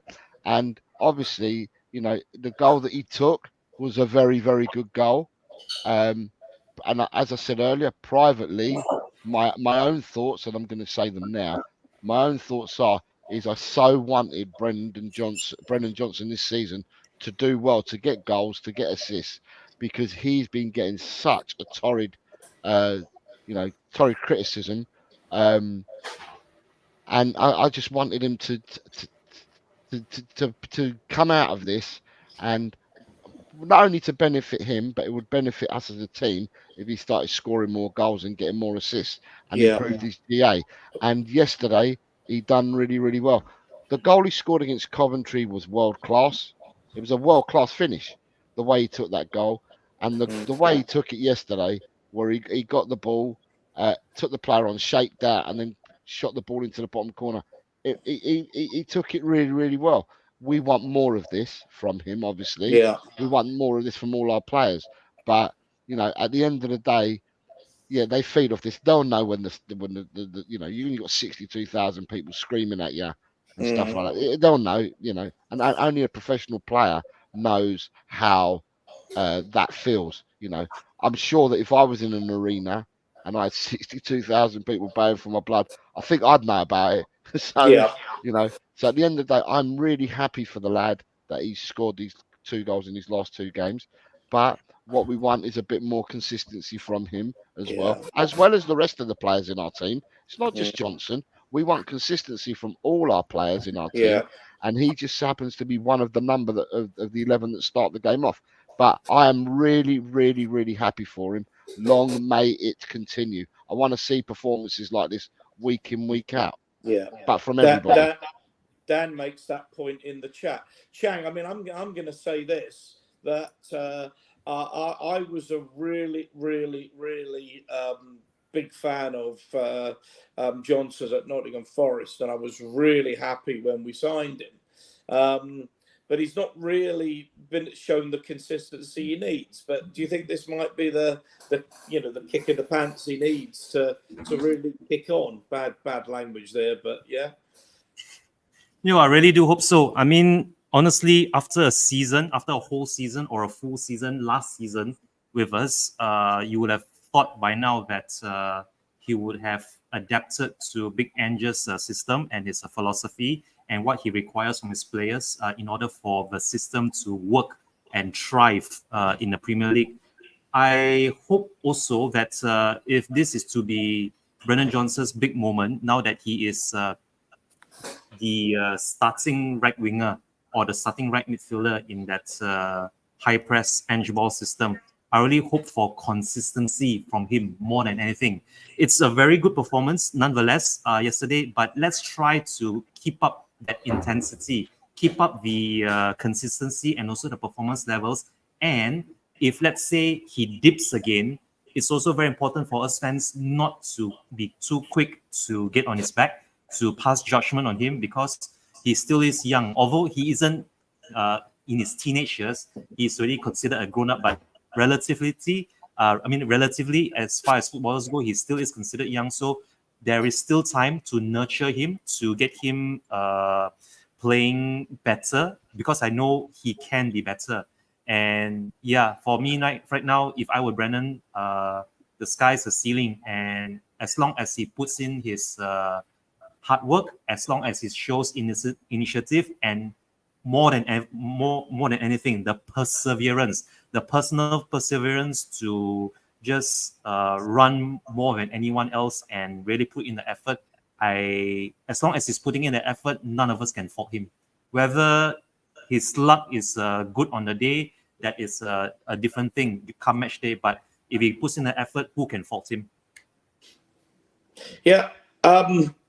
Subscribe, guys. I know I've said it a few times, but to Tell Cockerell, I think there was a link as well to Kuva, and of course to this channel. Please like, please subscribe, but please notify so you know when our channels are coming on.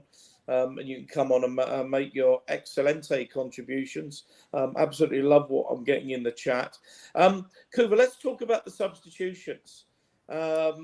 Sometimes there's criticism of his substitutions, but I thought first of all we got the substitutions absolutely right. I've not mentioned Bissouma there, but perhaps more importantly, the criticism last year is if the first team player was out, the depth that we had just wasn't there.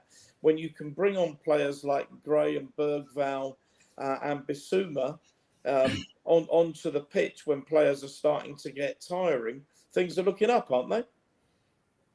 Yeah, absolutely. You've got to be brave sometimes. Just have a little bit of faith in the squad you've got. Mm-hmm. If you're going to come out with phrases like "I'm happy with the players I've got," and they're all my signings, and we did well in the summer, then let's see it. So it's important to see the likes of Gray, Bergvall, and particularly for me, I didn't think Mikey Moore was going to get any minutes this season. I really feared that, and I think he's the future of the club. I think he's an absolutely outstanding talent. Bergvall as well. Gray, I think, is more of a sort of steady player that's got that kind of maturity to his game that I think we're going to see it in time. The question with all of these players, not so much more because he's been at the club a while, but the question with Bergvall and Gray in particular for me is how quickly do they settle, or do they settle? Because sometimes just being in a different part of the country, leaving your home, it can affect players, but especially when they're youngsters. Do they adapt to it? So they're unknown quantities, but I am all for giving them some game time as often as possible. If I'll said that at the beginning of the transfer window, I'm not even going to bother following the club this season if we have a dreadful transfer window.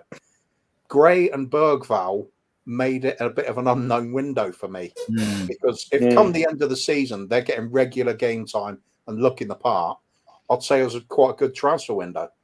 If they're not, it suddenly looks a bit poor. So what I'll do in the meantime, I'll just have to carry on streaming, I suppose. But these kids have got talent. I have no doubt about it. People say there's nothing to Archie Gray's game, but I have watched a lot of Leeds last season because I'm quite good friends with a certain Leeds channel, JSY, talks football. And when they do watch-alongs, I've watched him a lot. He's a quality player. Reminds me a little bit of a John Stones type player. They've got that kind of calmness and elegance to their game. But he's versatile as well, playing right back when he's really a central midfielder, a defensive midfielder. I think he's got a lot to offer. Bergvall, I think, is a bag of tricks. He's got the physicality. He seems to like getting stuck in just as much as he likes showboating and then doing something devastating as well. But Mikey Moore, for me, is the one that absolutely gets me out of my seat. He's something special, this kid. More game time, please. Well, Lancashire will be there as well. The thing with Bergvall and Gray, I mean, and Odeberg, Mikey Moore, Lancashire, right? You know, I mean, critics would say to us that, like, well, these players were brought in, but they weren't oven ready. And it's true. We've yet to see any of them play 90 minutes. Now, I'm not being, I really like the look of, I mean, you can see the quality in these players, but until they've played X amount of games for 90 minutes, that is the time to really assess them, right? I mean, they've got the stature to do it, Bergvall and Gray. They're both 6'2".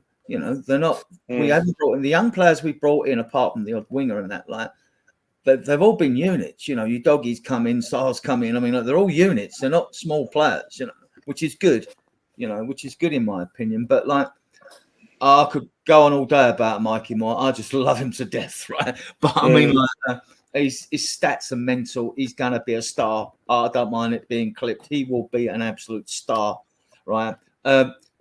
Lancashire as well is just coming back from his hamstring. I was just going to mention Lancashire. He's just come back. He scored 23 league goals in 22 games last season, and about 30-odd goals with cup goals and all that.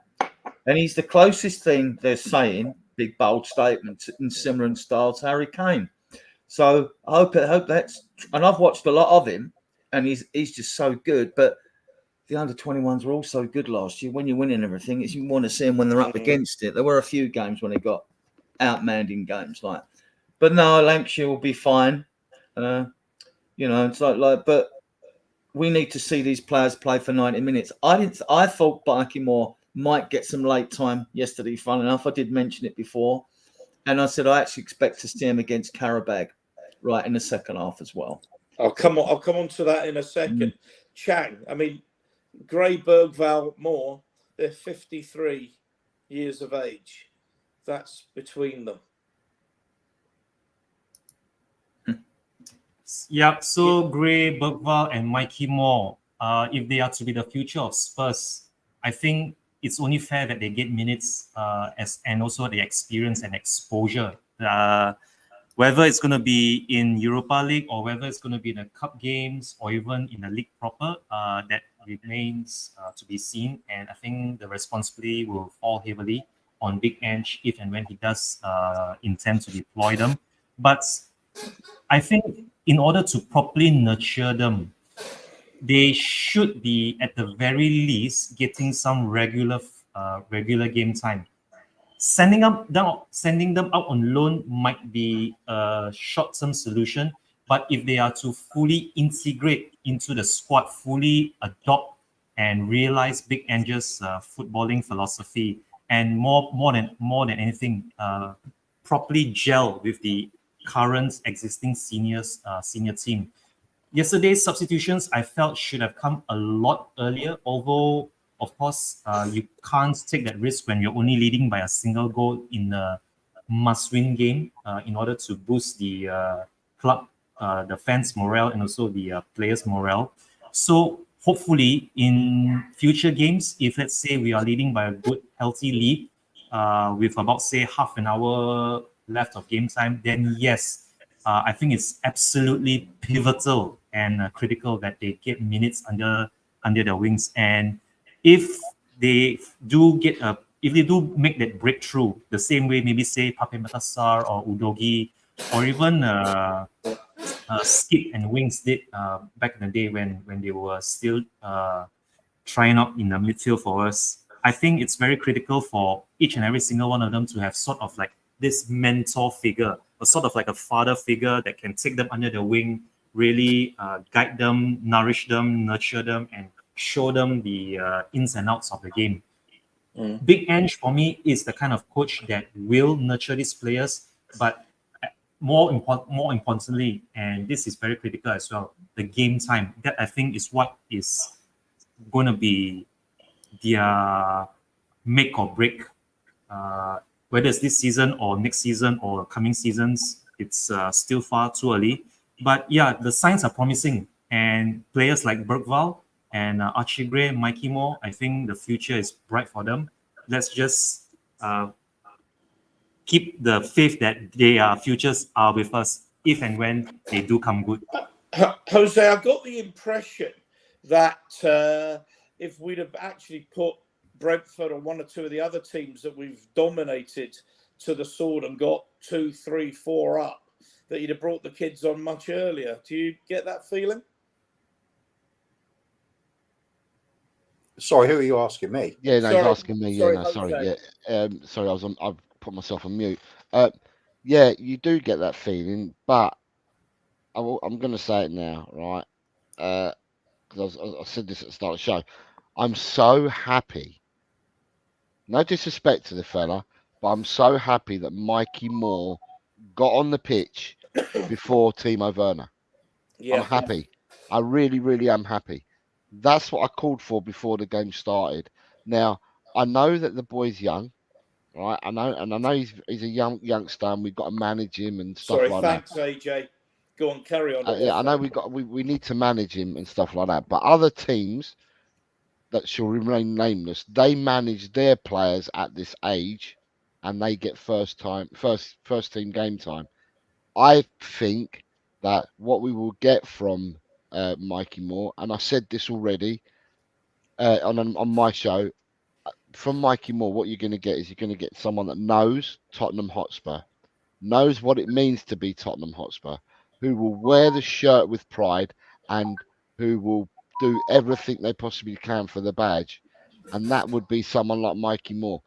With the problem that now that we've lost Odegaard, Mikey Moore then becomes one of these option players straight away because we have got no Odegaard.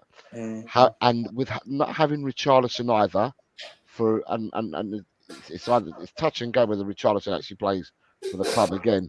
But with no Richarlison either, it's also important that we get Lancashire back from the treatment table as well, because then he then becomes another option for us as well. Where we had 3 people starting in the top 3 slots, we had 3 people on the bench that could replace them as options. We don't have that now that we've lost Richarlison and Odegaard. So we're going to need Mikey Moore, and we're going to need Lancashire. So for me, yeah, the bench may look young, but with the players that we've got on the bench, if they're learning off the first team players, them youngsters that come off the bench, they are hungry. They are really, really hungry. And Jose, just a quick question: Did you hear the rousing reception Mikey Moore got when he came on the field? it doesn't surprise me. I mean, when they were making a substitution, I think I saw Chan, because Chan was doing the watch on with me. I think we saw initially, and Chan called it. He said, "I think Graham Bergvall are coming on." And as Chang has said that, I caught a glimpse of a third player behind them both, and it was Mikey Moore. And on the channel yesterday, I was like, "And Mikey Moore's coming on, Mikey Moore." So we want to see more of Mikey Moore. Mikey Moore's a different player to what we've actually got. He's a different profile to any of the wingers we got, because Mikey Moore doesn't hug touchlines.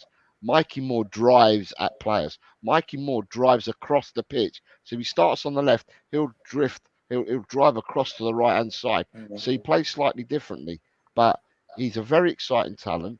I would like to see more of him. Yes, he has to be managed. I would like to see more of him, but then I would like to see more of some of the other youngsters as well, because they will wear our shirt with pride. They ain't going to piss fart about. They will wear the shirt with pride. So if Lancashire gets fit and is given minutes off the bench as well, then he would be a benefit and a plus for us, because you can then rotate him with Solanke. And we need this from our younger players, because they're the players that we have in our squad. I would like to see them, hungry players, coming off the bench. But Mikey Moore, I was so happy, 1, that he came on, but 2, that he was given game time before Werner yesterday. Yeah. Just before I bring Coover in on that, and then we'll talk about Karabag before we knock off. Mick Vick has asked, what's the latest on Richarlison? At his presser on Friday, Ange says he was out for a while, and it's probably best that I tell you when he's next likely to be available, rather than you keep asking me. So that would suggest that he's going to be out for a while, which I think the benefit of that is that that's going to give Lancashire an opportunity to deputise for Solanke, and I, like a few, certainly Adrian, I know, are a big fan of Lankshire's. For those of you in the chat who haven't seen him, I've used the word presence a little bit. This is a boy who has real presence on the field. He's strong, he's brave, he's not afraid to have a poke at goal, and he does have real presence. Kuva, you will, of course, will be absolutely devastated that your hero, Werner, appears to be going down the pecking order. I know you're a huge fan. Oh, the German Shane Long. Yeah. Yeah. Seriously, Werner is one of the most if not the most embarrassing signing we've ever made. I was always dead against it.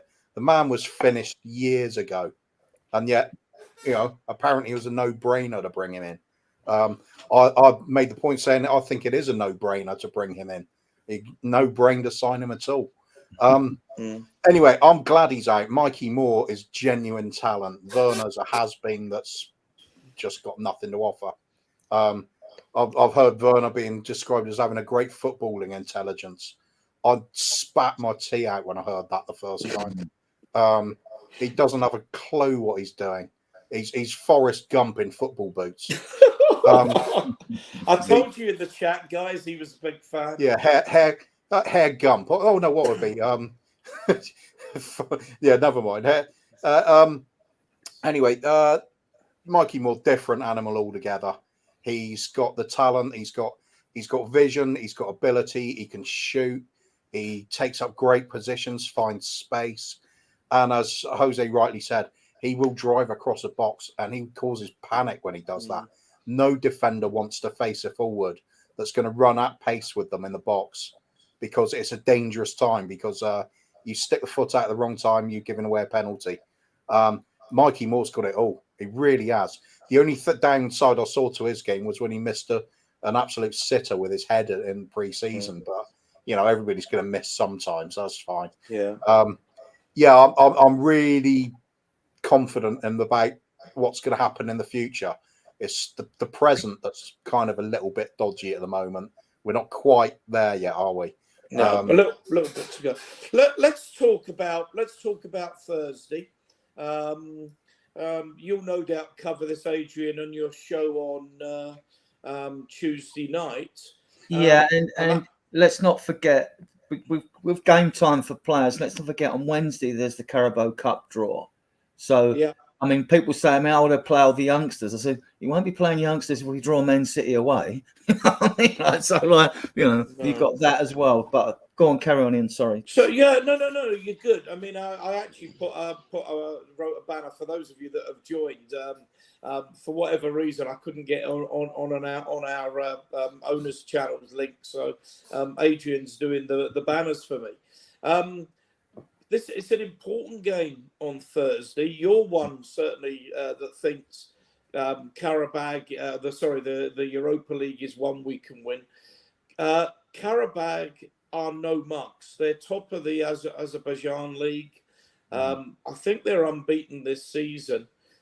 This isn't an easy one. So you've got the dilemma. You want to give the kids minutes. You want to rest some players as well, because we go to Old Trafford on Sunday. But you've still got a game to win. So what do you do? I think we'll go very strong. I think we'll go strong in this game simply because, and we see how we are in the second half before we think about bringing youngsters on. I think we could actually smash them to pieces, to be honest. I don't care if they're top of the league. It's not a league, not doing disrespect to them, but it's not exactly a top-notch league they play in. And then if we go at them hard, and the main reason is because, the Europa League gives you the chance, if you win it, and we're looking from a Western point of view at Roma and Man United as the biggest threats to us. If you win it, you're in the Champions League. Yeah. So I think, I think he will go strong in that because the club will want to go strong in that, right? And what do you call strong? Oh, at least 8 regulars, 8 or 9 regulars. But then you're looking at what you consider to be a regular now. I think Basuma comes back in straight away because he hasn't had a game. I think Decky still starts. I think Maddison still starts. I think Bentancur will probably be on the bench. The back five picks itself. Up front. Hang on, let me ask you. You wouldn't give Dragusin a game and use that as an excuse to give him another game? I've got an interesting theory about Dragusin, actually. Well, go on. He's a very good player, and I'm sure he'll do well. But at times in games, because he's not used to playing alongside a regular defender with him, sometimes he looks as he doesn't know whether he wants to stick or twist. At Newcastle, I know Romero got the stick, but he could have closed down Barnes. And even at the second goal, it's just his positional play. I might be reading this wrong completely. I might be reading it close, but I'm going to be watching it, right? One, because he's a new player. And even at Newcastle, he was the one in the second goal. When we had 4 on the back line, I thought, you doggy should have closed Murphy tighter. And I just thought that, like, Dragusin, he was the one who played everyone upside. He didn't know whether to stick or twist. He should have been looking at what Romero's doing. But then you can blame Romero for something like that because, like, someone has to marshal that back four. You always want your goalkeeper and one of your centre-backs to be screaming their heads off, a la Schmeichel. You know what I mean? So, no, he's a quality player, what I've seen. He looks for his age, 22. He gets stuck in. He is aggressive as well. I've seen him protecting Vicario before near the goal line, pushing players around. So, and he looked good for Romania, didn't he? During the Euros, he did look good. I mean, he's not error-free, but I mean, no defender is. But I like the look of the player. Would I play him? No, I wouldn't. I wouldn't start him. No. Are you going? I'm going to bring Chang in on after this. You're going strong. So are you starting with Solanke, Johnson, and Son up front? Yeah, I think I would actually. I'm sorry, Chang. Go on. Sorry. No, yeah, I'm sorry. That was for you, Chang. Your thoughts then on Thursday's team? Thursday's team, I think, should pretty much be more or less the same team we fielded against Coventry City. Although, given how some of the players showed massive improvements on Saturday, which was yesterday, I'm actually hoping to see a lot more of Brennan Johnson and Maddison. Although, yes, I understand that we still have Brighton coming up ahead. So it's going to be an interesting team selection to be fielding against Karabakh. But if I were Big Ange, I would actually try and chalk up as many points as possible in as few games as possible in the Europa League, just so that we have that buffer, that insurance of a few games left to spare where we can try and experiment with the squad. So if I were Big Ange, I would try to field as strong a squad as possible to kick our our Europa League campaign off to a flyer, preferably with a win. And with that in mind, I think we should start with our strongest 11 because there is absolutely no guarantee that we might even get European League football next season. So why not make the most of this competition? Get a commanding lead first before we field any youngsters or any of the bench performers. And if we qualify for the next round with a few games to spare, then, only then, do we start mixing and matching. But if you ask me out right now for Thursday, Vicario has to start in goal. No Fraser Foster, please. We do not want to see a Fraser Foster in goal in Europe. And as for the back four, I think Jet Spence for his heroics, especially his equalizer, that's pretty much the thing. Sorry, Chang, do you know that Spence is not in the Europa League? Oh, yeah, correct. You're right. Yes, he's not in the reckoning. I couldn't pick you up there. Yeah, you're right. Jet Spence is not in the reckoning. One thing I should have added, actually, which I didn't think of at the time, is we have got Man United away on Sunday. Yeah. So I think Star might get a game. Jose, is this a classic opportunity to maybe get in the game, get 3 up at half time, and then start giving the kids some minutes? Yeah, what I wanted to do is I wanted to address somebody's comment that I made earlier about Lancashire playing 45 minutes. Yeah, Gamecock. Lancashire has only just come back from injury. So he played 45 minutes on Friday for the under-21s because he's only just come back. What I'm saying is going forward, right? Because someone's asked about Richarlison as well. Someone's asked what's up with Richarlison. Well, Richarlison He's is out now, for months. So I actually answered that. You may have been doing some of your other stuff. Ricarlison, I think he's out for some months still. yeah, but he's out not through any injury now, right? Because if you look on the Premiership website, he's no longer got the calf muscle or strain or anything like that. It's now saying other. So reading between the lines, and the way that Postecoglou spoke on Friday, I would hazard a guess that his mental health issues have returned. Well, they've not gone away, that they're back again, and that's why Postecoglou has turned around and said, don't ask me, I will tell you. So therefore, I think, and this is why I questioned. Oh, it's interesting. This is why I questioned earlier whether we'll see Richarlison play again for Tottenham, or whether, and you know, we are his employer at the end of the day, so we have got a duty of care.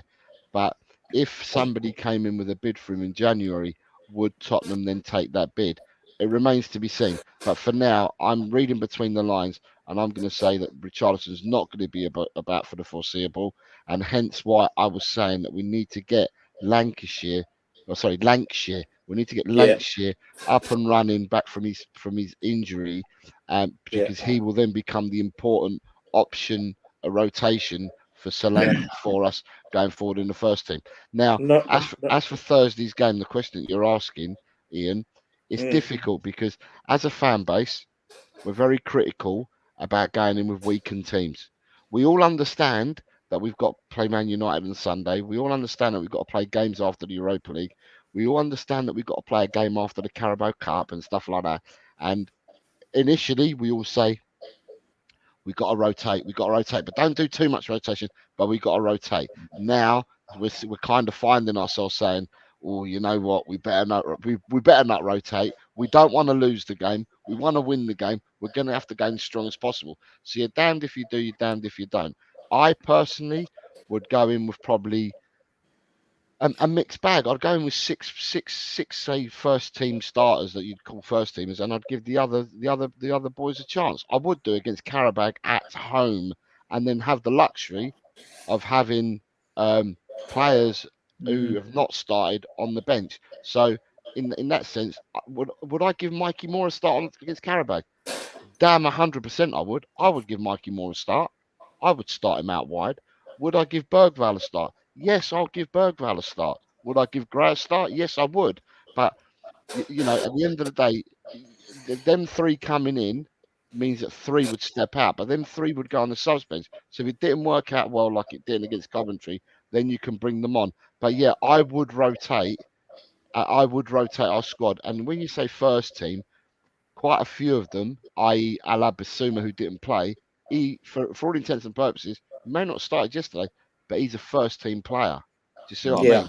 So therefore, I would rotate it some, but I would go in as strong as possible, but I would rotate it some and not give the night off like we did to some of our players against Coventry. Some of the players that you take out of the first 11 I'd put them on the subs bench. So if you needed the help and that, I'd easily bring them on. But that's what I would do. Kuva Werner starts and captain of the team then for you.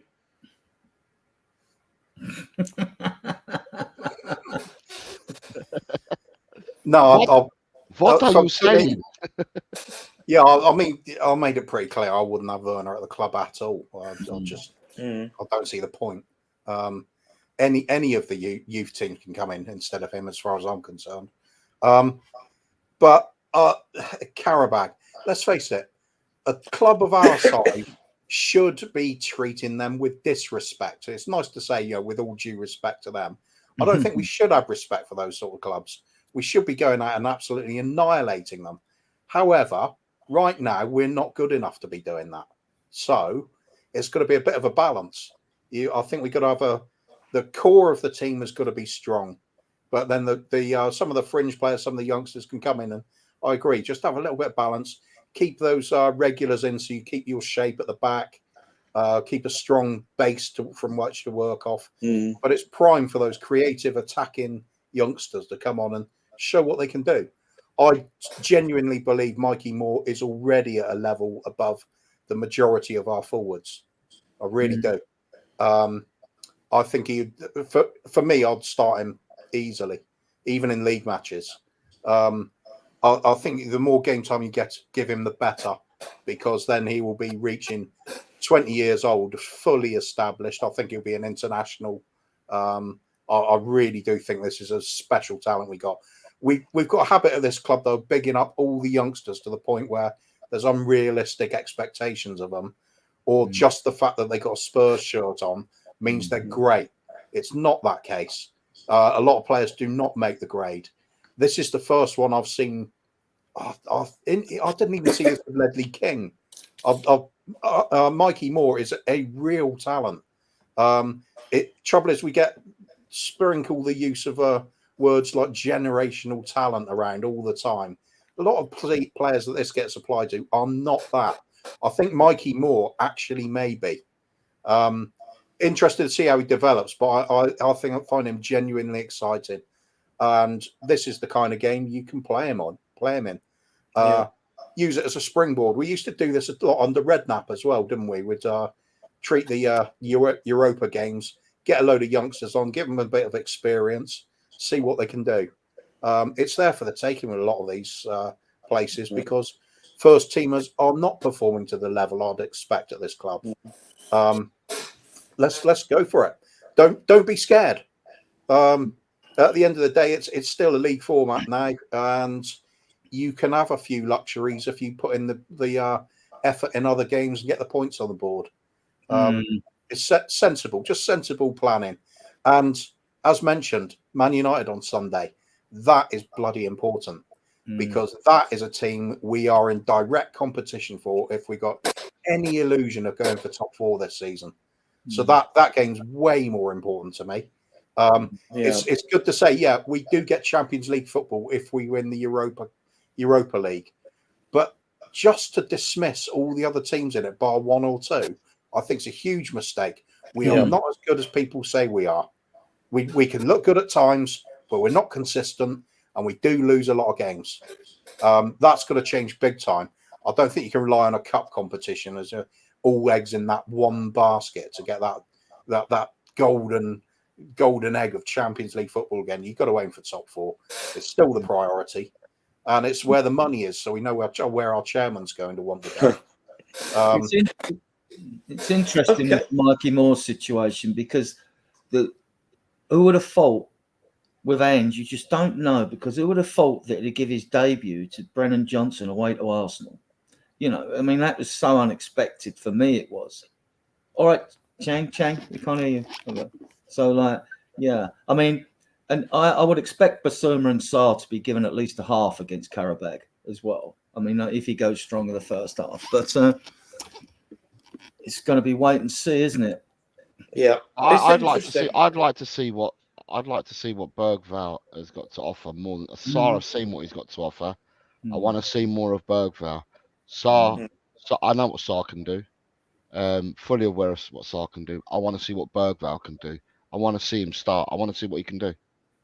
Well, his 2 second half performances in both Bayern Munich games was excellent. Go on, sorry, Ian. Go on. No, what I was going to say is these are players we should be able to bring in, and this is my point about the depth. Bring in without weakening the side. Last year, you'd make changes like we did at Fulham, for example, and the team was weak.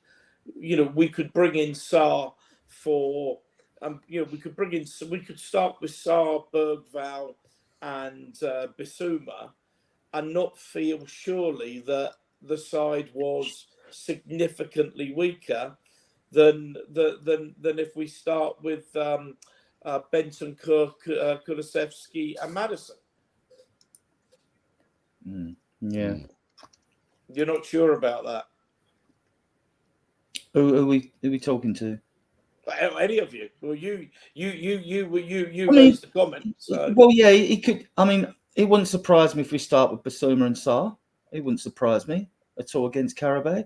I mean, but I just think we should go a bit. What I would consider to be. Where's the creativity if we started off with Basuma and Sarr? Who's the creativity? Well, you've got you've got to go with Maddison, really. And what happens to but for me, Bergvall's creative as well. We just need to see him. He needs to be given minutes. I We've seen what like I said. I've seen what Sarr can do, and there's no harm in having these guys on the bench, right? And then giving the opportunities to maybe Bergvall, more Gray, giving them more game time, them three, right? So that means you're not disrupting the whole team, because I'm talking about 3 players now. I would have thrown in Lancashire, but he's out injured. He's not going to be fit to play to start a game. So I'm going to throw the 3 youngsters in, but then the core of my team is going to be a lot of the first team players anyway. And the players that they replace go onto the subs bench. So if we do struggle, or if we are looking and we do need to change it up, then you can change it up. You can bring them back on, and that's what I'm saying. I no disrespect. I've seen Sarr play. I know what he can do and what he can't, and what his limitations are. But Bergvall in a competitive match, we've not seen him start the match yet. I'd like to see what he can offer us in a competitive game against Karabakh on Thursday. Yeah, so would I. I would. I mean, if it was me, I would rest Kulusevski after the shift he put in yesterday. I'd rest him till Sunday. But I mean, I'm not picking the team. I mean, this is just, we'll do a lineup nearer the day. But I mean, like, yeah, I mean, I think you can rest Decky. Then you could put Bergvall in alongside Maddison. I mean, it's just that. But I think this is going to be a game of 2 halves, but a better game of 2 halves than against Coventry. I think you've got to get some minutes in Sarr and Basuma's legs, right? So you've really got to give them a half, whether it's the second half or not, or whether they start.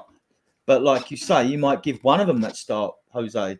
Like, you still keep the creativity that you want. You might play Sarr instead of Bentancur or Basuma, and then bring Basuma on in the second half and rest Bentancur for Man U. I mean, it's nice to have options for a change, though, isn't it?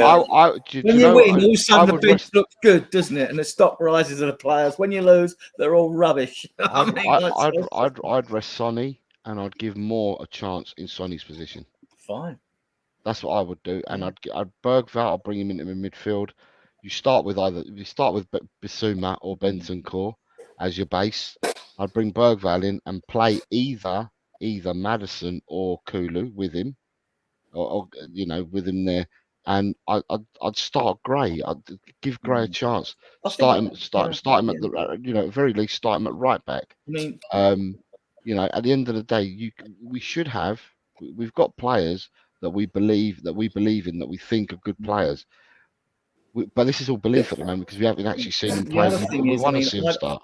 I don't know nothing about the Karabakh League, but you can bet your bottom dollar that the pace of that league is nowhere near the pace of the Premier League football. So, we should be able to kill them with pace, right? In all areas of the pitch, basically. We should be quicker to everything, basically, for them. I mean, I can't see them providing a task even like Brentford, to be honest.